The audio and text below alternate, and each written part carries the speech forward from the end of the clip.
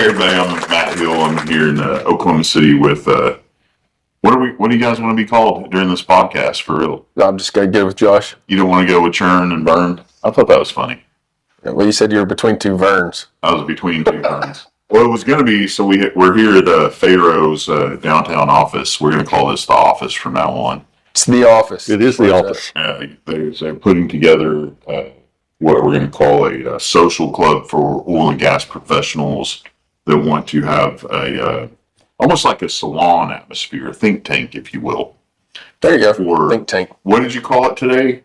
Facants? No, that was a really intelligent person. No. That was savant. Savant. Savant is a real thing. But those of us who think we're really smart are facants because it's a fake savant. Yeah. I like these ideas. And like a little delicious piece of bread is called a croissant. Yeah. Or focaccia. We're basically, this whole podcast is going to be about different breads.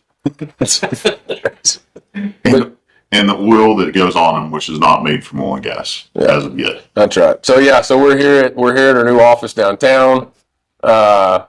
It's gonna be pretty fun, man. We're gonna hopefully hold some Thunder oil field tailgate parties down here next year. Hopefully Thunder get back in the mix of things and maybe chase a national championship. It'd be pretty cool. Well, most importantly to me, are you going to commit here on camera to everyone in the world that you will be a sponsor again of Oilfield Tailgate? Yeah, absolutely. Sure. There we go. Okay. There you go. It's that easy. That's all we needed. For It's the easiest thing you sold all day. Thank you for being with us.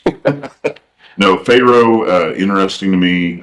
It's a service company, which we all need to support here in Oklahoma.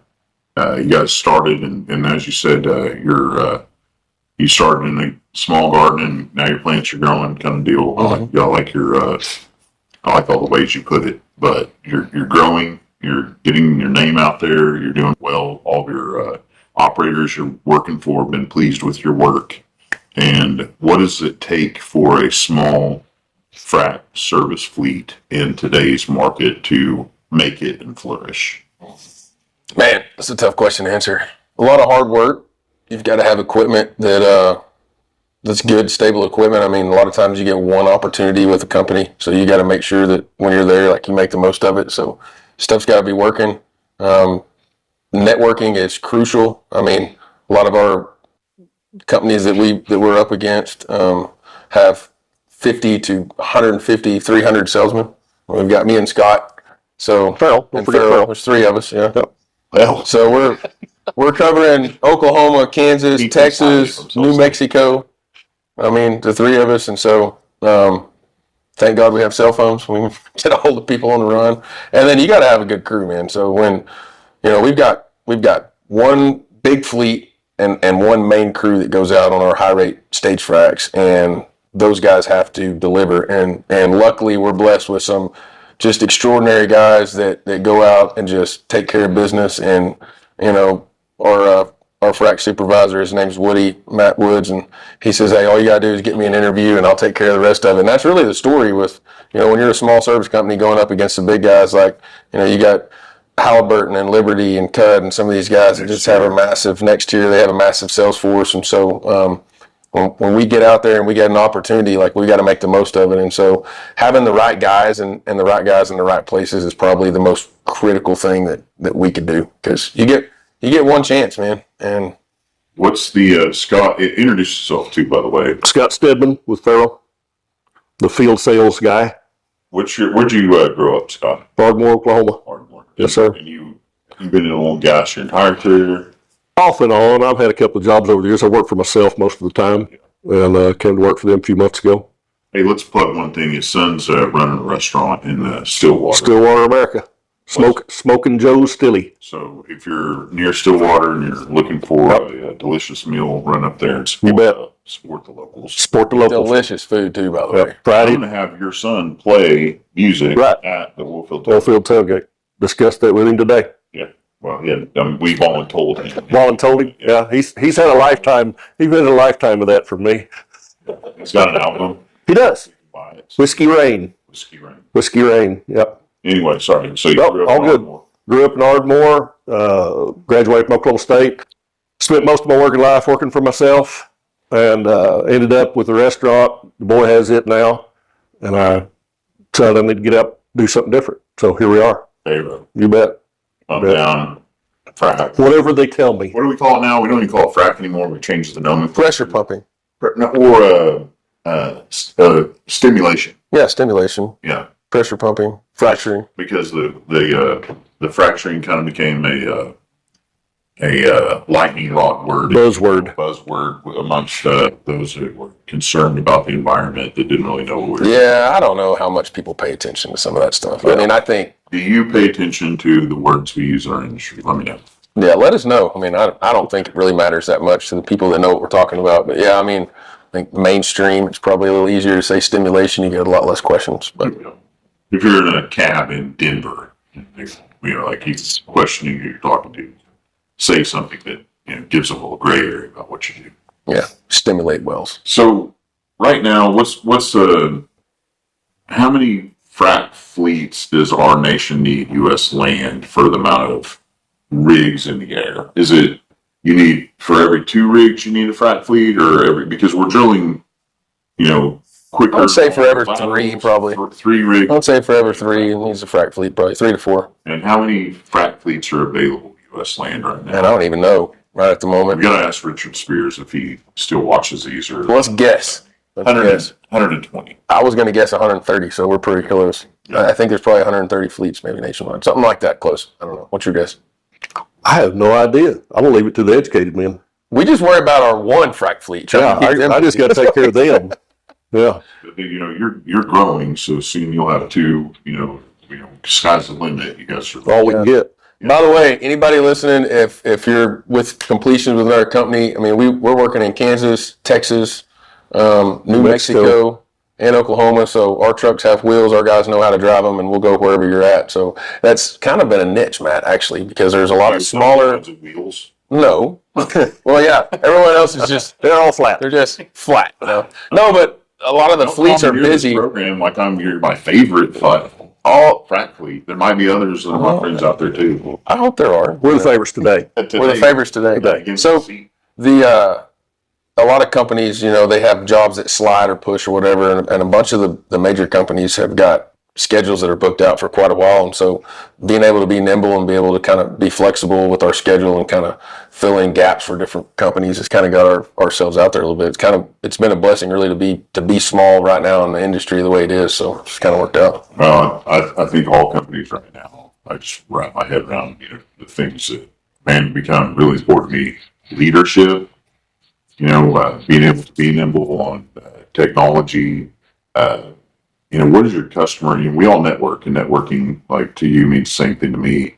It is not what I can do for you, but what do you need? When I network, I look to find out their problems and see if I can help solve those problems. That's it, right? You're my friend. Basically it in a nutshell. So if you have a need, I will work on a solution in my head to fix all that.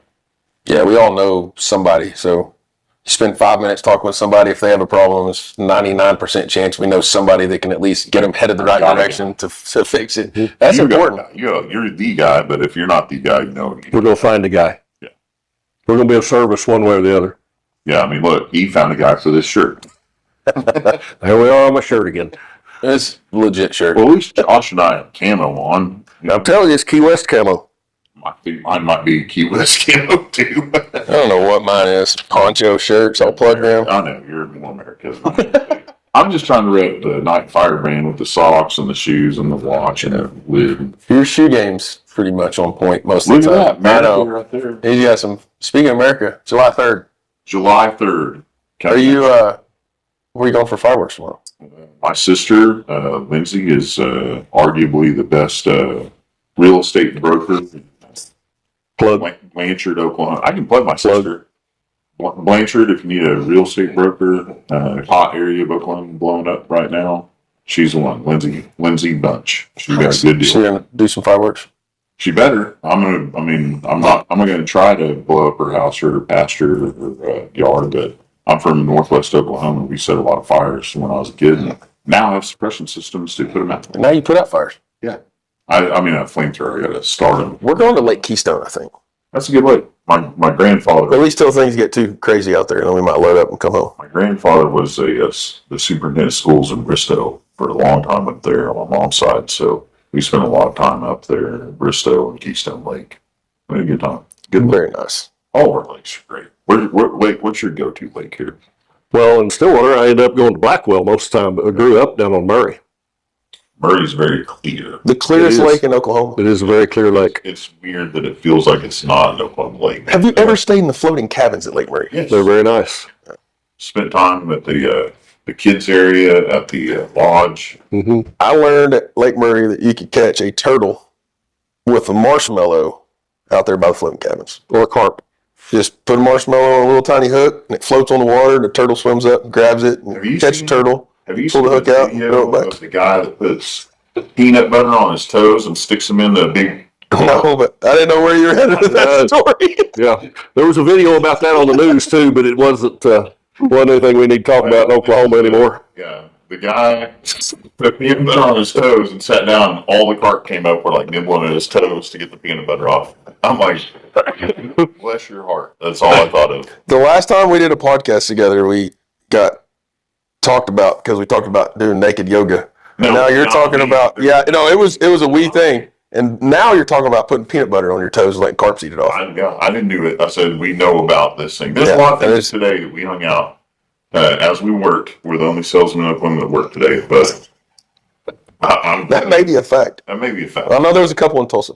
And we saw engineers. I talked to Monica this morning. She was working today. Okay. Well, So if shout you out to Monica for working If today. you worked today as a business development in Oklahoma or any basin you're in, thank you for what you do. You kept the wheels turning. That's right. And those that didn't caused us to be here instead of working. Yeah. So That's a fact. we covered a lot of ground here today. I think we're going to let people go, but we need to remind people to sign up to be part of the Oilfield Tailgate. Please sponsor that. Look up Pharaoh. I'll put their information in here. If you need a frac fleet, get them scheduled every PharaohEnergy.net. look for their grand opening of the office downtown Oklahoma City. Come be part of that.